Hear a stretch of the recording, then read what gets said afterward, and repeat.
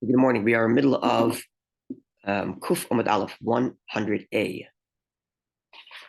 So I said yesterday that we're going to get to the Shulchan Aruch today, but I'm going to have to take that back because when I looked up the Shulchan Aruch, I looked up the Code of Jewish Law. It discusses the laws of refraining from eating before Pesach, right? Which is what we're just talking about, refraining from eating before the Seder night.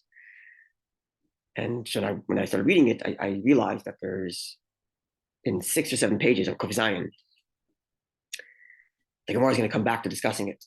In other words, the next 5 or 6 pages, the Gemara is going to take a detour to discuss the laws of Kiddush and Havdalah, and then come back to discussing the laws of not eating before Pesach. So there's going to be a whole bunch of details that we're going to be missing because we haven't done that section yet. So I'm going to hold off till we get to there and go with the Gemara's detour and learn the laws of Kiddush first.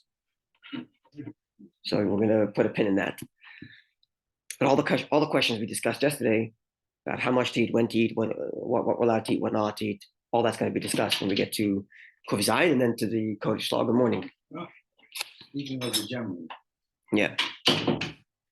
Okay, so No. Yes. You sit. yeah. Sit for your. Yes, sir. Sit down. So where we left is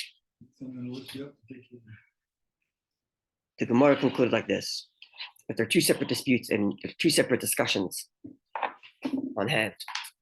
One is the issue of starting to eat.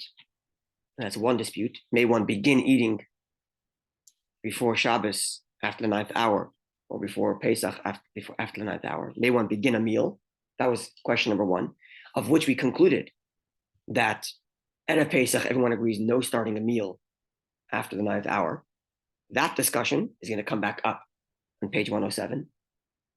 The separate discussion, which we introduced yesterday, is if a person already began eating, say he started eating before the 9th hour, or he's of the view of Rabbi Yossi that in a regular Shabbos and Yom Tov, you may continue eating all the way up until nightfall. There's a separate discussion. When nightfall hits, do I have to stop my meal? Do I have to end my meal at nightfall so I can go to Ma'ariv and make Kiddush? Or can I continue my meal and then do Ma'ariv and Kiddush afterward? That was the second discussion.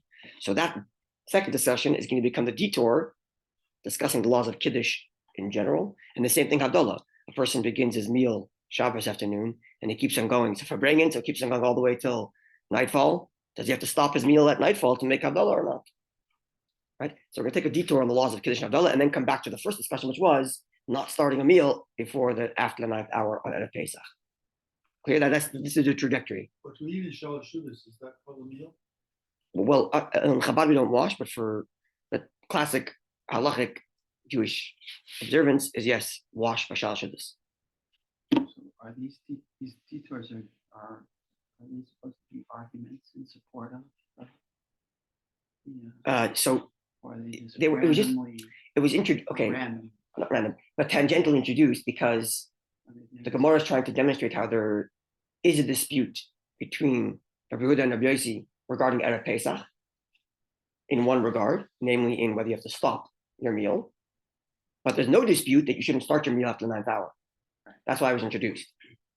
Right? But now that we introduced this notion that there's another question about whether you have to stop your meal at nightfall, the Gemara is going to get into that discussion. What do you actually do at nightfall? Okay. What's the halacha? And which leads to when and how to make Kiddush, Havdalah, in regards to your meal. And that's going to take us on a whole discussion about Kiddush and Havdalah, which is a very fascinating discussion. The halachas around making Kiddush are much more fascinating than we are aware of. There's much beneath the surface. We just kind of follow the Sidur's instruction or the bencher's instruction, whatever you're using at home. But the discussion that goes behind that is very fascinating, and we're going to get to some of that over the next couple of pages. Okay, so let's begin then. It's about the middle of the page, about middle. The line begins with the word Rabbi Yossi, and then the second to last word is Umaisa on Kuf Amud Aleph, yeah? Kuf Aleph, Kuf Amud Aleph, so it's Kuf with 1 dot. So Maisa, right, so we had the Gemara yesterday introduced this dispute between Rabbi Yehuda and Rabbi Yossi as to whether one has to stop their meal at nightfall if they started one, assuming they started one with halachic permissibility. They started, let's say, before the 9th hour, let's say, and now nightfall hits, it's Erev Shabbos, Erev Yom Tov, whichever one it is. Do I have to stop? dispute. Rabbi Yossi says, continue going, continue your meal. They'll do Ma'ariv and Kiddush after.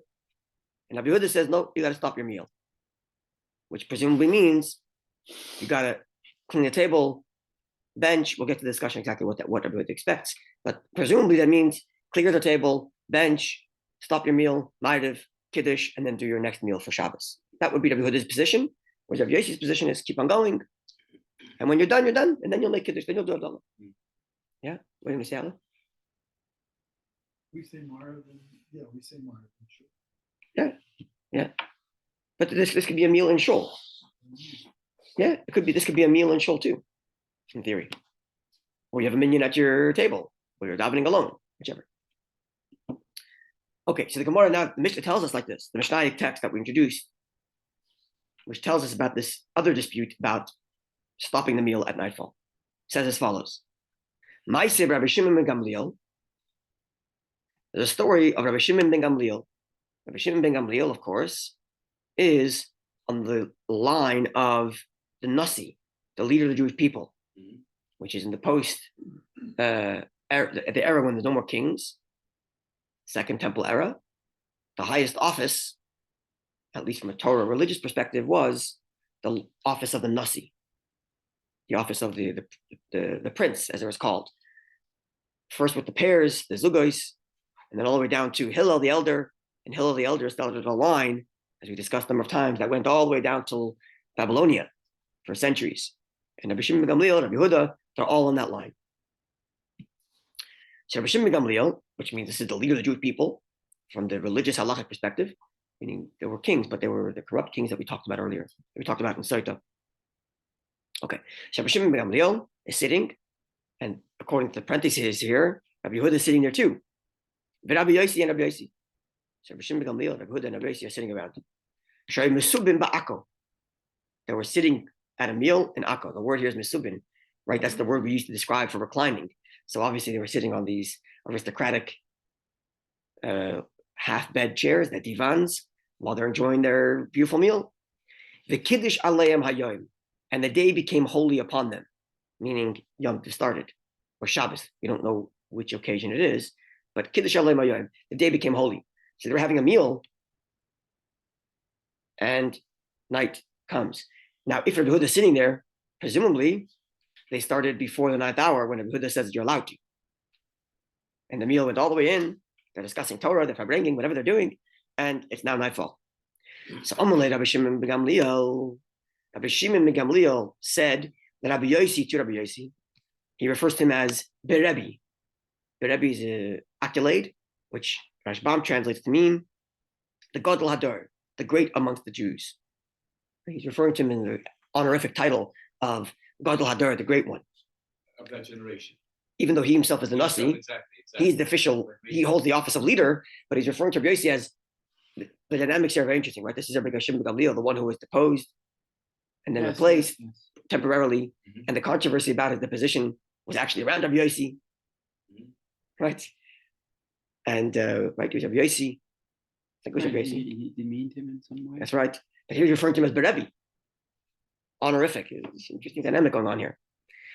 So he says to him, which in of itself is interesting, because Rabbi Shimon ben Gamliel as a Nasi could have just said, we're doing X.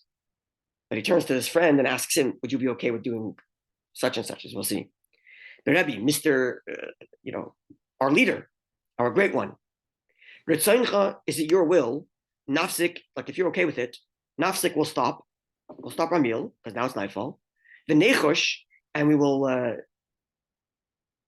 be concerned for the Divrei Yehuda, to the words of Yehuda, doesn't even say the word Rabbi, the words of Yehuda, Chavereinu, our colleague. See, so if the three of them are sitting there, Rabbi Yossi turns to Rabbi Shimon Gamliel turns to Rabbi Yossi and says, Rabbi Yossi, would you mind if we stopped our meal now? Just in deference to Rabbi Yehuda, who says whose opinion is we have to stop now. Your opinion is that we're allowed to continue the meal all the way, and just whenever we're done, we're done.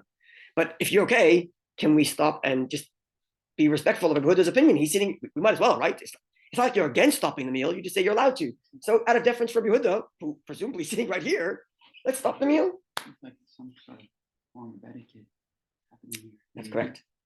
That's right. So Rabbi Shimon ben Gamliel is suggesting an etiquette, which is interesting. He refers to him as Berebi.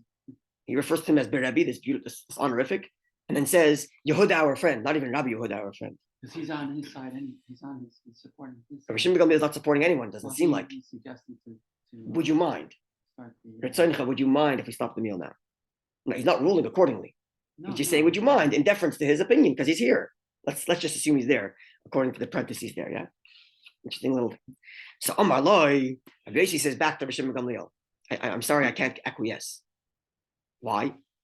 Because b'chol yom v'yom, every day, each and every day, ata machav dvarai, you cherish my words, l'fnei Rabbi Yehuda, before Rabbi Yehuda's words. He refers to him as Rabbi. But says, you always cherish my words, meaning to say, halachically speaking, you've ruled already, as per the Nasi, and presumably with his Sanhedrin, with his Bezdin, with his court, you've ruled in favor of my opinion. Now, but now, Atamachav, you're going to cherish Divi Rabbi Yehuda, the words of Rabbi Yehuda, b'fanai over mine. Meaning to say, doing this, it seems unfair that you're favoring his words over mine now. And then he quotes the words of the Megillah. Are you going to attack the queen while I'm still here?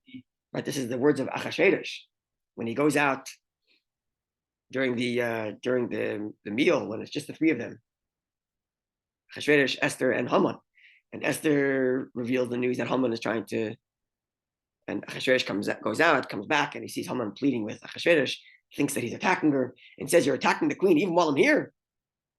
So he's saying the same thing. I'm sitting at the table, and you always ruled in my favor, and now you're going to rule in his favor in front of me. You're being deference to him, but what about me? Okay. Now, Bishim Begamil takes a practical approach here. He doesn't side with one over the other. He doesn't say, "Okay, you're right. I don't want to offend you," but then he's going to offend Rabbi Yehuda also, right? So he's stuck in the middle. So he takes a very practical approach. Amar Le, he says, "Okay, you know what? If I always follow you, halachically speaking, if so, loy nafsik, we're not going to stop. But not because I'm worried about your honor. That's not my concern here. I'm concerned with your honor, just like I'm concerned with Rabbi Yehuda's honor. So the reason why I'm stopping is not out of honor for you. That's not the question here. But rather, shemayidu hatamidim, lest the students observe what we're doing, the yikva halacha ladoros, and they're going to establish the halacha based on our precedent. So Rabbi Shimon Gamliel is taking from Rabbi Yossi's words. That's true, but Ma'aser Rav always wins. Ma'aser Rav is a halachic terminology to describe the way in which the law was practiced. Meaning sometimes you have recorded conversations about what would happen in theory, and then you have sometimes a record of what someone actually did. And that becomes halacha. On the books and what actually was done. Exactly. And that's precedent. That says precedent. Classic example is the Mishnah, which says that you're right in the beginning of brachas, where if you're a chassan at a wedding, you don't have to say Shema. Rabbi Gamliel himself said Shema. Right? Anyway. And that becomes a halacha, that if you'd like to, you can. And the precedent, that behavior takes precedent. So Rabbi Shimon Gamliel here says, I'm not doing this at deference for you, nor in deference against Rabbi Yehuda. I'm doing this because since you've alerted me to the fact that my cherishing your words sets the tone for halacha, I have to make sure we set the tone for halacha, and therefore we're going to stop now. That's pretty much. And therefore we're not going to stop now. If we're not going to stop now, so that no one should think that halacha is a Yehuda. Oh, okay. I thought it was the other way. No, he's saying loy nafsik.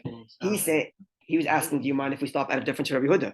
Rabbi Yossi said, hey, what happened to my opinion? To which Rabbi Shimon ben Gamliel says, you're right. We can't establish halacha against you because the halacha follows you, Rabbi Yossi. And therefore, we're going to continue eating, just so that the people observing don't mistaken that we've chosen halacha like Rabbi Yehuda. That's right. The Gemara comments, Amru, they said about this moment, lo yizazu misham. They didn't move from that meeting, from that meal, until they established the halacha like Rabbi Yossi.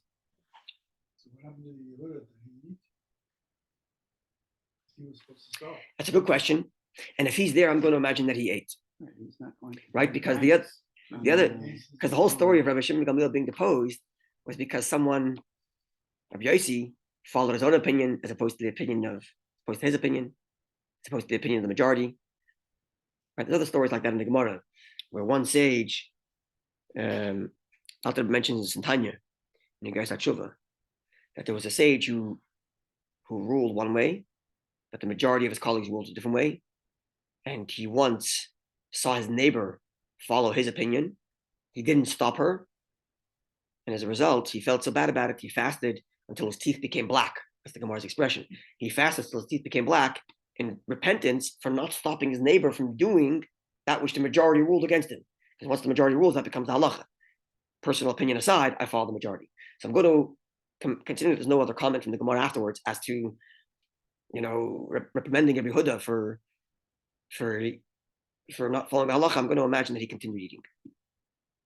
And maybe that's even embedded in the words that we established halacha like Rabbi Yossi, irrespective of the fact that Rabbi Yehuda happens to have a different opinion. And he may even be there. He's famous in the sense of being at the center quite often, right? Who? Yehuda, Well, Yehuda is the compiler of the Mishnah. right? But does he come up often to be on the minority side of halacha? I don't know, but there is the ruling. There is the official ruling that we follow Rabbi Yossi. When there's a dispute with Rabbi Yossi and his colleagues, you follow Rabbi Yossi. That's the principle. Talking about two brilliant people. Yep. Okay, so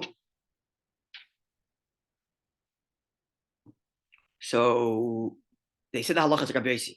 For what, for how, and for when? Not clear, because there's a bunch of disputes here. There's Shabbos, Yom Tif, there's Erev Pesach. There's starting a meal. There's continuing a meal. Right. So clearly, from the story, they're allowed to continue a meal, even when what starts?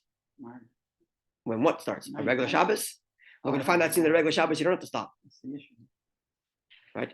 Which would presumably mean, so this is what Rashbam tells us. And again, it's not so clear from the Gemara, because Gemara just said we established halacha like Rabbi Yossi. In which regard? And what were the circumstances of the story? Was it a regular Shabbos? Was it Yom Tif? Was it Pesach?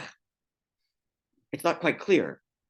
Right? So we have to so again, when we get to the Shulchan Aruch, we'll learn more, but this is how Rashbam puts it for us. So, number one, on Erev Pesach, you cannot start eating after the 9th hour.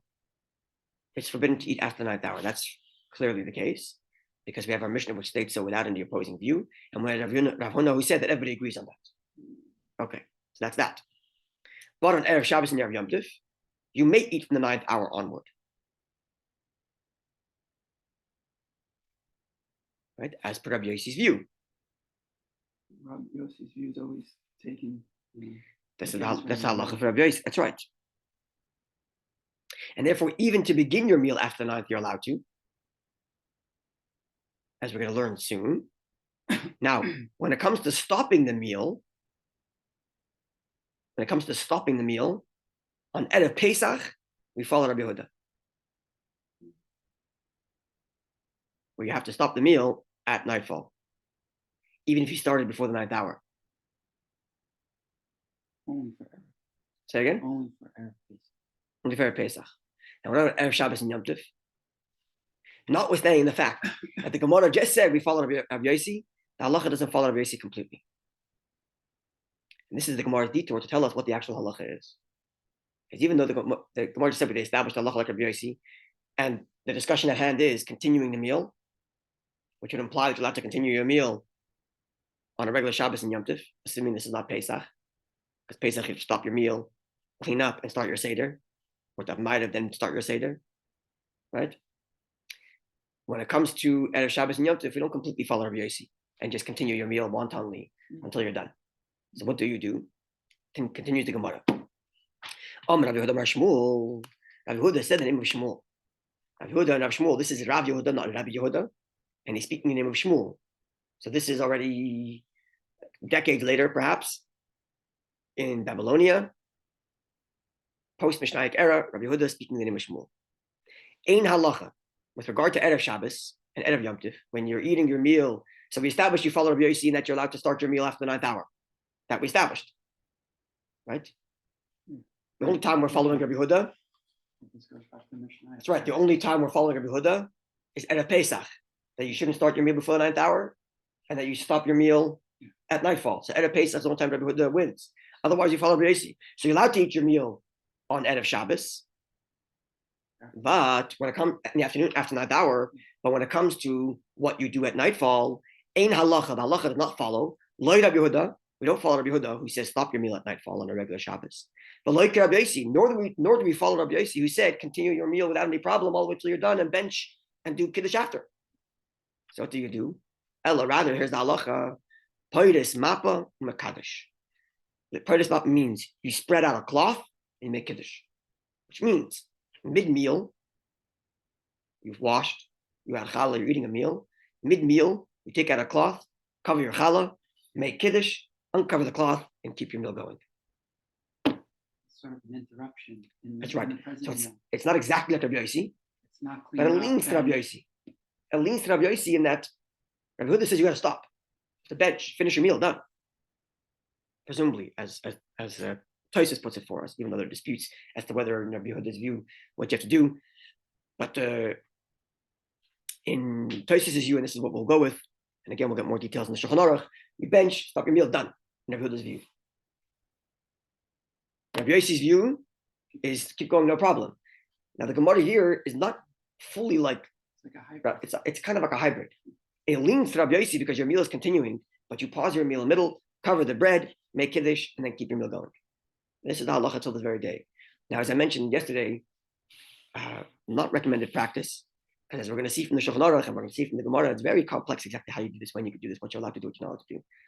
So it's very involved, and we're going to learn all the details with Hashem's help about that. But this is the basic principle: cover the bread, make kiddush, and keep on going.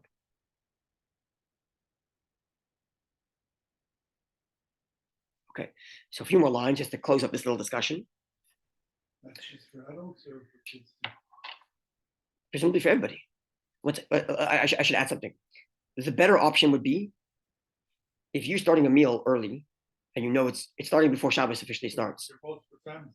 It's for families, the whole family. The adult is the one that has the responsibility to implement, though.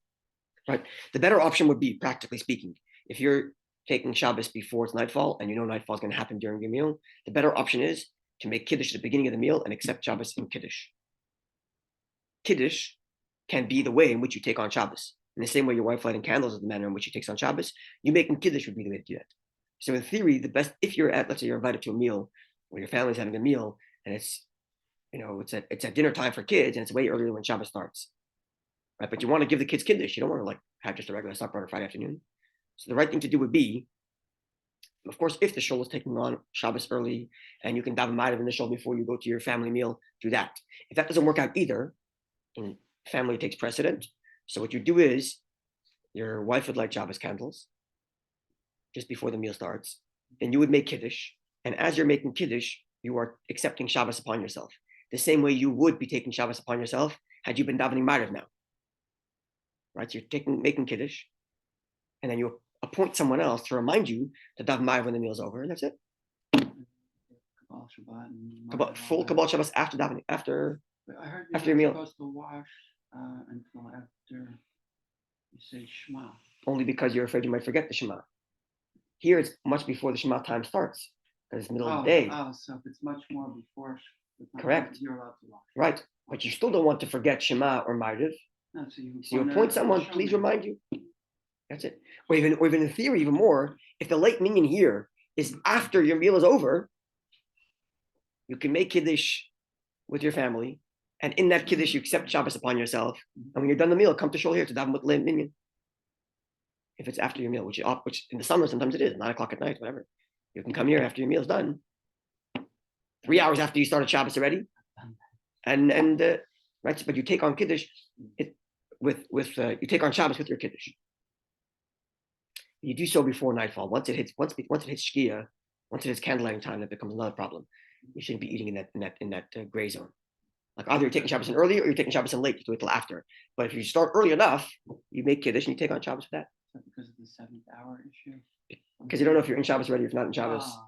And then once you make it becomes Ben Hashmashis, exactly, becomes more complicated. But if it's early enough, that's what you do. Before candle. No, before candlelighting time, but after your wife light candles. Once you take on, by the way, once you take on Shabbos, it automatically takes, except From it- Plag Mincha. from Plag Mincha onward. Once you take on Shabbos, it automatically imposes Shabbos on your wife. Which means once you take on Shabbos, she can't light candles anymore. So you make sure she lights candles before you take on Shabbos. Yeah. This is important when you're doing Shabbos early. If you're davening Ma'ariv and Shul, your wife should know that you have to light candles. Because if you're davening Ma'ariv and Shul and it starts Shabbos for her and she lights candles afterwards, she's lighting candles on Shabbos. God forbid. So she has to light candles before you take on Shabbos. As a So rule. what I do when I come to shul. Yeah. Is Karen lights the lights.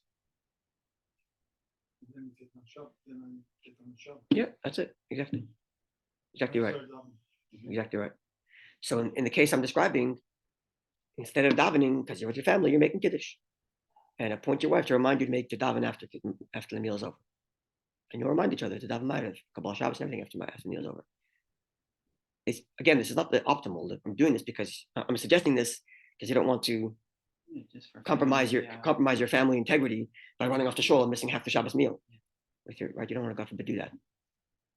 Right? Thank God for the early meeting. Yes. Okay, let's conclude quickly.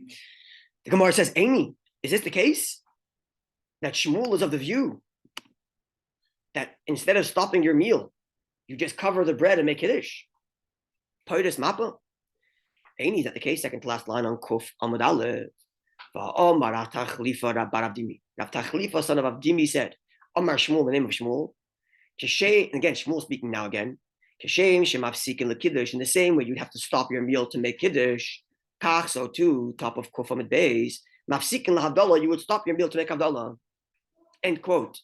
Now this seems to imply you stop your meal. Stop your meal means what? Strange. By mafsikin, what's the meaning of stop your meal? Lav, is it not? Lakiras hashulchan, to get rid of the table. Because in the old days, they would move the table away from your divan. So that would mean benching. That's the implication. Says the Gemara, loy. No, we don't mean move away your table, but lamapa. We mean stop your meal so you can cover the bread and make kiddush. Okay, so the Gemara just clarifies the statement. All to say, bottom line, here's what we're holding so far. Pesach, and Pesach, we follow Rabbi Yehuda. Don't start your meal after the 9th hour. And if you started a meal earlier and it kept on going, you got to stop at nightfall so you can make do your seder. Regular Shabbos and Yom Tov, we follow Rabbi Yossi. You can eat even later. And when it comes to nightfall, you don't have to stop your meal completely like a Buddha. You cannot just continue as a Yossi. You got to cover the bread and make kiddush. This is what we're holding. This, because we just introduced that, and the same halacha applies to Havdalah we just learned. That if you start your meal in the middle of Shabbos afternoon, and the Fabrengen went all the way till Matzah Shabbos, you can cover your bread, make Havdalah, and then continue going with your meal. Right? So because we introduced that, now we're going to go into a whole bunch of discussions about the laws of Kiddush, the laws of Havdalah over the next 6 or 7 pages. And we're going to learn lots of fascinating things that goes beneath the surface for our little beautifully manicured Kiddush and Havdalah service that we describe in the Siddur. Have a wonderful day, Eden. Thank you so much. I still don't understand. Yeah. I can't grasp when you have kids at home. Yeah. And Shabbos. Yeah. Kids eat first.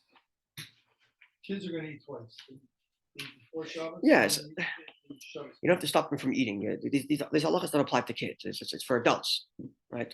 The question is, you as an adult, how do you navigate yourself when your children are around and have to make sure that they're involved in the Shabbos meal and you're not violating any halachas? So you can just give the kids. Yeah, my kids eat way before Kiddush, Okay. especially in the summer and the winter time. Yeah. They eat supper at 5 o'clock in the afternoon. I don't make Kiddush till 7:30, 8 o'clock, 9 o'clock. Yeah. And then they come for Kiddush and they have a little challah and they do their thing. Or they go to bed, whatever. Right? And what I'm saying is if your family is going to have a Shabbos meal earlier, I'm giving you a solution to make Kiddush with your kids around the table for their supper, which is going to be their Shabbos meal. And in that Kiddush, you take upon yourself Shabbos, which means it's after your wife lights Shabbos candles, and you have to have an appointed reminder to daven Ma'ariv and Kabbalah Shabbos later. This hybrid method that was Which one? The covering the bread? covering the Yeah. bread, that was a couple of, how many years after the Mishnah? The description is a couple decades later. So is this a novelty that they Good question. halakhically I don't know. derived, or I don't know. That's a good question. It's a good question. Also, what did they do in No. Wow. Okay, the Gemara is going to introduce tomorrow a Mishnaic text which says this idea of covering the bread also. Okay. So it's not an invention of theirs; it's their ruling, which means it would be a three-way dispute back to Talmudic era.